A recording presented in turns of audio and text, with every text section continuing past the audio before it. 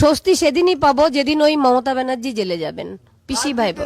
মমতা ব্যানার্জির নির্দেশেই এরা সব করেছিল। যখন বিনীত গোয়েল আমাদের সেমিনার হলে নিয়ে গেলেন, আমার মেয়ের ফাইল যখন খোলা হয়েছে, আমাদের কাছে যা তথ্য আছে সব আমরা আমাদের মুখ্যমন্ত্রী শুভেন্দুদাকে দেব। কথা রেখেছেন, 3 জন আইপিএস অফিসার সাসপেন্ড হয়েছেন।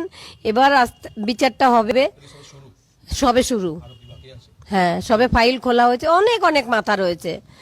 যেমন সেদিন সেমিনার রুমে যারা ছিল, অভিক, বিরূপাক্ষ, সোমনাথ,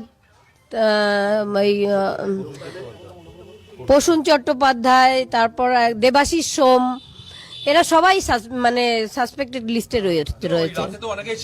হ্যাঁ, সেই রাতে যারা আমার মেয়ের সঙ্গে খাবার খেয়েছিল, না সামনে আসেনি, তাদের মুখ্যমন্ত্রী আড়াল করে রেখেছেন, মানে আমাদের মমতা ব্যানার্জি।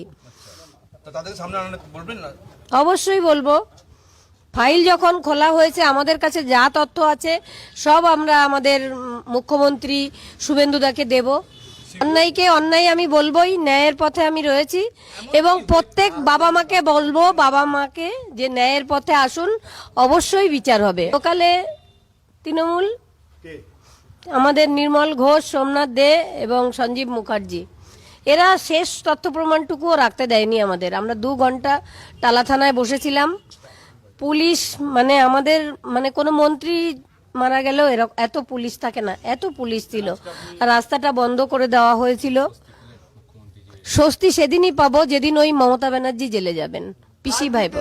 মমতা ব্যানার্জির নির্দেশেই এরা সব করেছিল। যখন বিনীত গোয়েল আমাদের সেমিনার হলে নিয়ে গেলেন আমার মেয়ের ডেড বডি দেখানোর জন্য, তখন উনি একটা ফোনে ফোন করছিলেন। সেই ফোনটাই এনে আমাদের ধরিয়ে দিয়েছিলেন যে সিএম একটু কথা বলবেন। তার মানে কার নির্দেশ এসেছিল? আর শ্মশানেও দেখেছি, চুল্লিতে ঢুকিয়ে দেওয়া হলো আমার মেয়েকে। তখন নির্মল ঘোষ সঞ্জীব মুখার্জির পিঠ চাপড়ে বলছিল ওয়েলডান বয়, ওয়েলডান বয়। তাহলে কার নির্দেশ পালন হচ্ছিল আপনারা বুঝুন।